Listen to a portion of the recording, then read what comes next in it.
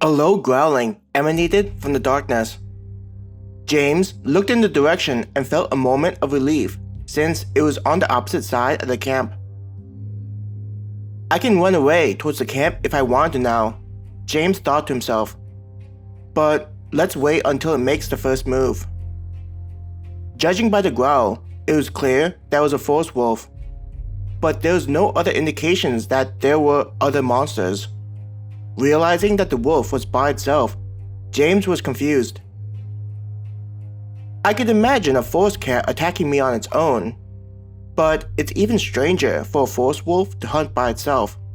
Even the three that we encountered were strange. James didn't know what to do. A forest wolf by itself wouldn't likely be a threat for him, so running away wouldn't be as much of a concern as it was before it growled.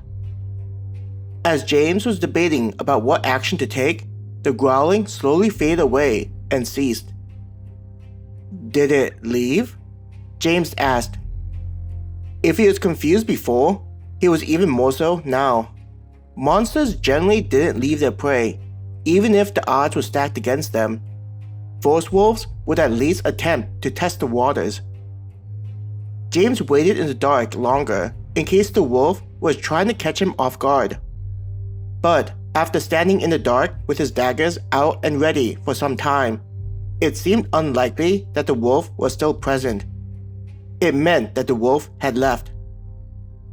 Sheathing his daggers, James sighed. Well, that was weird. Shaking his head, James crouched and began picking up the wood that he had laid down.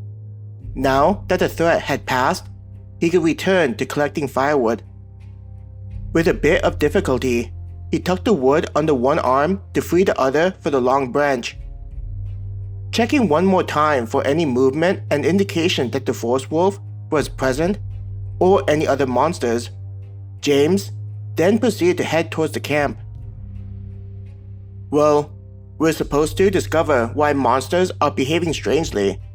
James chuckled as he still thought about the forest wolf. A forest wolf hunting on its own and then leaving without any reason is definitely strange behavior. You back with the firewood? Adam grinned, standing just outside the camp where everyone set up their shelters. In his hand was a bowl. He spooned something into his mouth. Shaking his head, James asked, Did you wake up because of the food, or because it's your turn to guard the camp? Both. Peter woke me up after his shift was over, then grabbed some food. Adam turned his head. I think he's sleeping now. He indicated with his chin before returning to the food. Are you eating the stock? James asked, wondering what Adam was eating to need a bowl and spoon. Nodding, Adam shrugged. I just got some of the meat from the wolf that was roasting, though now it's just off to the side of the fire so that it doesn't burn.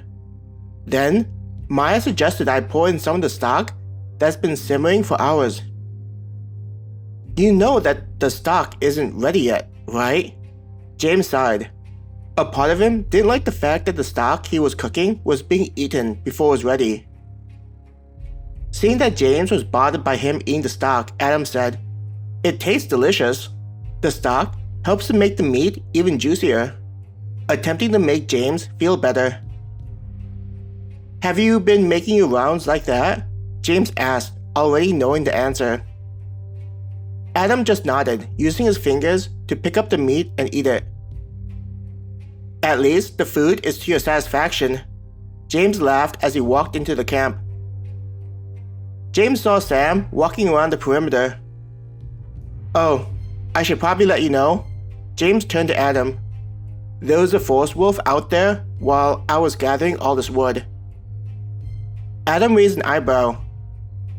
Just a single forest wolf? There were no other ones with it? He asked in confirmation.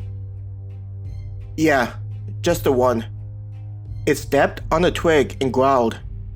But I suspect that it only did that to let me be aware of its presence, James said.